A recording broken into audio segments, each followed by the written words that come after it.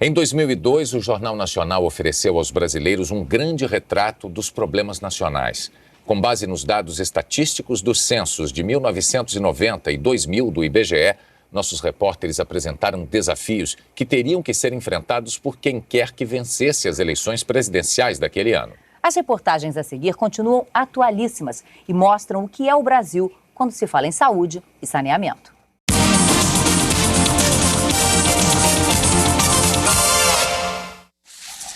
Dos 15 filhos de Dona Joana, 6 morreram ainda bebês. Não tinha um ano direito não, né? 9,5, 8, 6,5. A mais velha dos 9 que vingaram é Maria Brasilino, mulher que tem um punhado de filhos e está esperando mais um.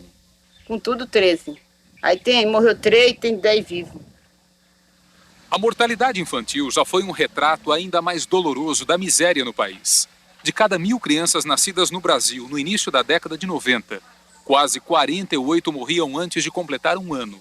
Em 2000, eram menos de 30, uma queda de 38%. A meta estabelecida pela Cúpula Mundial das Nações Unidas para aquele ano era de 33 mortes para cada 1.000. Estamos melhores do que a meta, mas o drama não acabou. A taxa de mortalidade está acima da média em municípios da região Nordeste. Cidades como esta, a 30 quilômetros de João Pessoa. Aqui foi registrada a maior taxa do estado da Paraíba. Doenças que têm cura ainda matam as crianças de Cruz do Espírito Santo. É naquela casa que mora a família de Maria Brasilino. Uma das filhas dela morreu há menos de um ano. Foi fraca de sangue, com anemia. Foi. Anemia é um dos sintomas da doença que mais mata crianças no Brasil. De diarreia. Foi desse mal que morreram filhos e netos de Dona Joana. Era magrinho, só tinha o couro e osso, ficava couro e osso. Dramas que não se ouvem mais nessa outra cidade, também pobre e nordestina. Desde 98, nenhuma criança daqui morre de diarreia. Camaragibe, na região metropolitana do Recife, foi eleito município modelo pelo Ministério da Saúde. A taxa de mortalidade infantil caiu 80% em 8 anos. 97% das gestantes fazem pré-natal. Todas as crianças estão com as vacinas em dia. São resultados de uma política de investimento na saúde preventiva. Fátima fez o pré-natal neste posto. E é lá que, todo mês, a médica tira pesos e medidas da filha, Gabriela. Não era assim nos velhos tempos. A sua mãe teve quantos filhos? Teve 15. 15? 15 filhos. E quantos morreram? Morreram 11. Nascia, se criava um pouco, depois morria. Com um ano, morria. Na última década, programas de saúde evitaram a morte de 123.000 crianças. Mas outras tantas ainda morrem cedo. Bebês com o triste fim dos gêmeos Cosme e Damião. As propostas do seu candidato podem mudar a sina de nossas crianças. De brasileiros como Gabriela.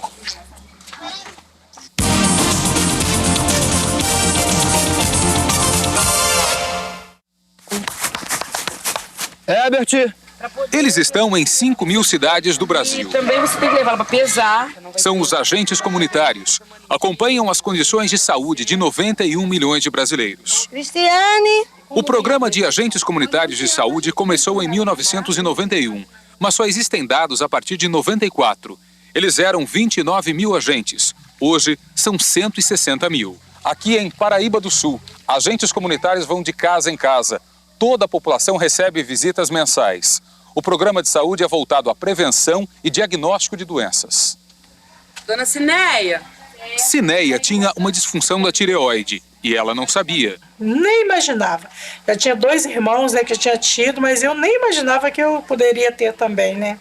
Neide foi o elo entre Dona Cineia e o posto de saúde. Vamos ver a família, porque se tá sendo hereditário, vamos procurar, né? Fazer os exames na família, ver se todos têm. Na maioria das cidades do Brasil, o agente faz parte de uma equipe com médico, enfermeiro e auxiliar.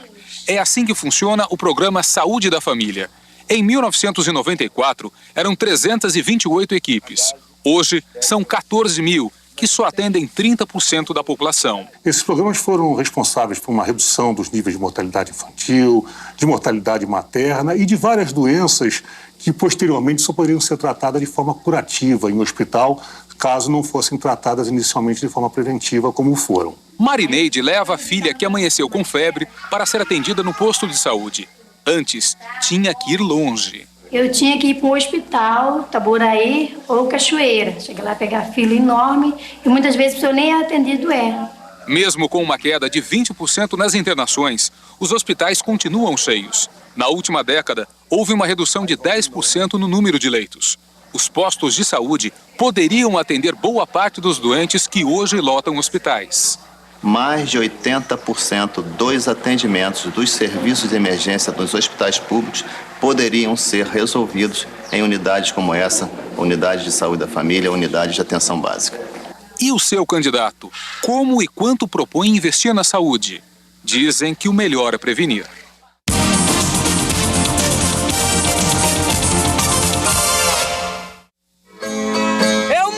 Conheço a linda cidade que ao mundo agrada, mas falta de saneamento, tem criança na calçada, tem quase 500 anos e ainda não mudou nada. Josenilda chora a morte do irmão. Elias era o filho mais novo de Dona Hilda. Ele adoeceu este ano. É a doença do rato. E o atestado de óbito confirma: leptospirose. Elias morava em Olinda, num bairro pobre cortado por esse rio. Aqui se tomava banho, lembram os mais antigos. E hoje em dia não pode mais. É podre essa água. E é assim em boa parte do país. Quase metade das casas brasileiras não tinham fossa séptica nem rede de esgoto em 91. A situação melhorou. Em 2000, foi registrado um aumento de 25% no número de casas com fossa ou ligadas à rede. Ainda assim, de cada 100 moradias, 35 despejam esgoto de forma inadequada. Faz o banheiro e bota os canos pro rio. Todo mundo, é água de banheiro, água de esgoto, água de tudo é pro rio. Na vizinhança, tem gente que sofre de outros males da falta de saneamento.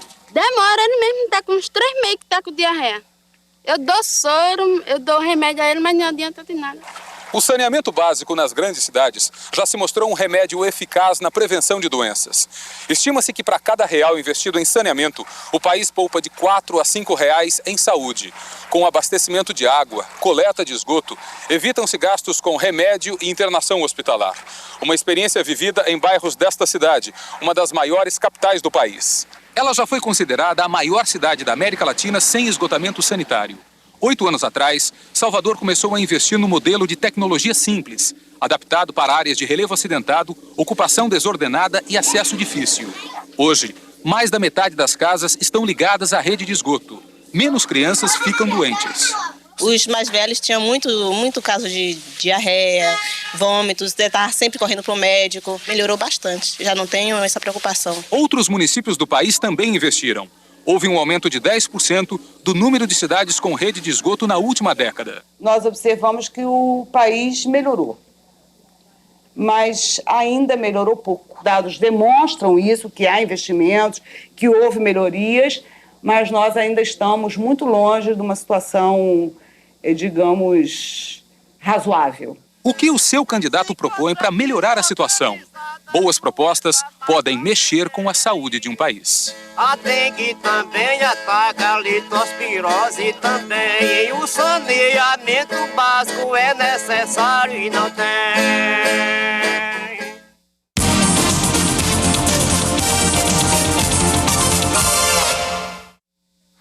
Na última década, ganhamos a esperança de viver alguns anos mais. Em 91, a expectativa de vida era de 66 anos. Subiu para 68 anos e meio em 2000. O nosso coração continua pregando sustos. Nos últimos 10 anos, as doenças cardiovasculares se mantiveram como a maior causa de morte no Brasil. Das causas conhecidas, mais ou menos 35% são por doença cardiovascular. Casos como infarto e derrame cerebral, duas consequências fatais da hipertensão. Mas o que chama mais atenção nos números do IBGE é o aumento do número de mortes de jovens a partir dos 15 anos. Em 92, 63% dos jovens que morreram entre 15 e 19 anos foram vítimas da violência. Em 99, esse número aumentou, 68%. A violência na periferia das grandes cidades limita a expectativa de vida do homem brasileiro. Milhares estão morrendo antes de completar 25 anos. Gente que vive em lugares como este, um bairro pobre do Recife. Um estudo feito com dados do Ministério da Saúde mostra que a maior taxa de jovens assassinados no país foi registrada aqui, na capital pernambucana. No maior setor de emergência da cidade, basta 1 hora de plantão. Chega uma pessoa ferida, um rapaz esfaqueado no pescoço por assaltantes. Logo depois, uma garota de 13 anos também esfaqueada. E a sutura só a sutura. E em seguida, mais um caso. Este rapaz levou um tiro de espingarda. Pedaços de chumbo se espalharam pelo peito. Isso aqui tudo é falso.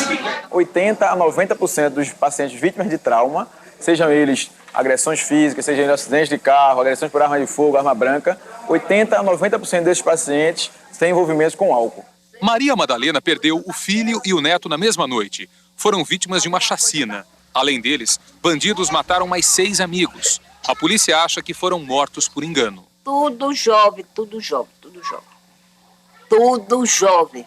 Assassinatos e acidentes de trânsito são a segunda causa de morte no Brasil.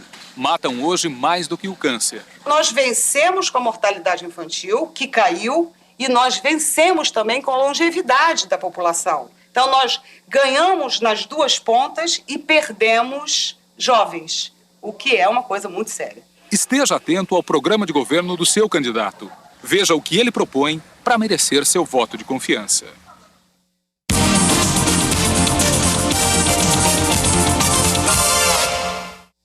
Maria cumpre a dura rotina dos que lutam para sobreviver. Saio cedo de casa, 7h30 da manhã eu saio. É R$1 que a gente paga de bicicleta. E assim Maria vai até o ponto. Aí eu apanho o ônibus lá. Vou-me embora no ônibus, aí na estrada. A estrada vai de Abaetetuba até Barcarena, cidades do norte do Pará. Depois Maria pega a balsa, atravessa o rio e chega a Belém.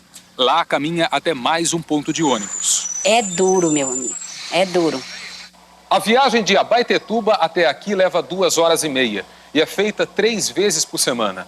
Belém é uma das poucas cidades da região norte que tem equipamentos para hemodiálise. Máquinas como esta, que mantém a vida de um doente renal. De cada 20 municípios brasileiros, só um dispõe desse tipo de equipamento. Alguns anos atrás era ainda pior. Em 95, o SUS mantinha convênio com 500 unidades de saúde que faziam diálise em todo o país. Hoje, são quase 550, aumento de menos de 10%. Brasileiros também sofrem para ter acesso a esta máquina, que é usada para diagnosticar o câncer que mais mata mulheres no país. Maria Catarina viajou horas de barco para fazer a mamografia. Ela mora numa cidade pequena na ilha de Marajó. É 6 horas de viagem de lancha. Eu saí de lá meia-noite.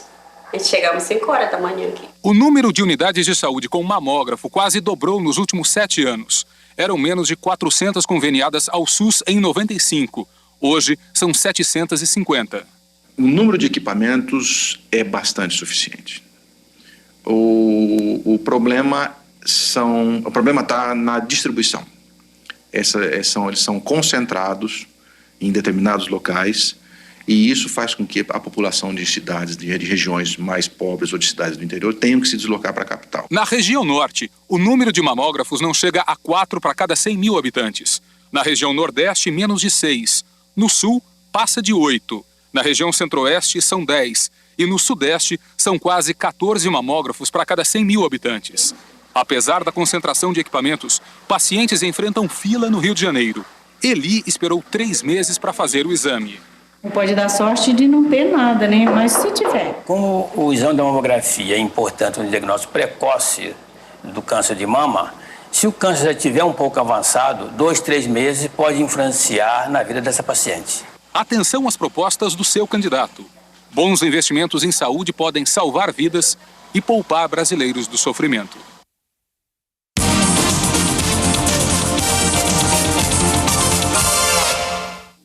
Danilo já não sente dor quando é espetado pelo alfinete.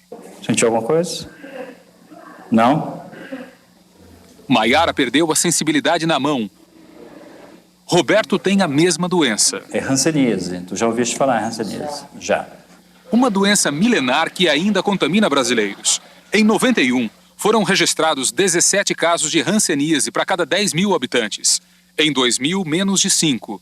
Apesar da redução de 70%, ainda somos o segundo país do mundo em número de doentes, só atrás da Índia. Para eliminar a doença, temos que ter no máximo um caso para cada 10 mil habitantes. Há uma perspectiva de que o Brasil chegue a esses números até o ano de 2005. Nós, no Pará, temos certeza que não conseguiremos atingir essa meta até 2005. Mas o país se mostrou eficiente no combate a outras doenças, com campanhas regulares de vacinação. A pólio foi erradicada. Desde 99, nenhuma morte por sarampo é registrada no país. Doenças como coqueluche, tétano e difteria estão controladas. Não foi o que aconteceu com a dengue. Começamos a década com 39 mil casos. Em 2000, foram 240 mil, 6 vezes mais. Apesar das derrotas na luta contra o mosquito, o Brasil deu exemplo no combate à AIDS. Uma história que começou no litoral de São Paulo. No início da última década, milhares de pessoas que moravam aqui foram contaminadas pelo vírus da AIDS. Gente que vivia ao redor do maior porto da América Latina. Em Santos, notificou-se o maior índice de casos de AIDS do país. Naquela época, a cidade teve que aprender onde e como combater a doença. Campanha de prevenção com prostitutas e travestis. Preservativo está precisando? Muito. Depois, com usuários de droga, portuários e caminhoneiros. E tem aí como colocar um preservativo corretamente. Santos custou a ver o resultado. Também foi assim no Brasil. Em 91, a taxa do país era de 8 casos de AIDS para cada 100 mil habitantes. Chegou a 15,3 em 98. Em 2000, caiu para 10,5. Redução de 31% em 2 anos. A gente tem ganho batalhas, mas tem que continuar essa briga, porque a epidemia continua em curso no mundo inteiro. Com o início da distribuição gratuita do coquetel anti-AIDS em 96, a taxa de mortalidade dos portadores caiu 50%. Dos 15 medicamentos do coquetel, 8 genéricos já são produzidos no Brasil. Mas um alerta: o Ministério da Saúde estima que 600 mil brasileiros são portadores do vírus e não sabem. Seu voto hoje pode marcar derrotas ou vitórias amanhã.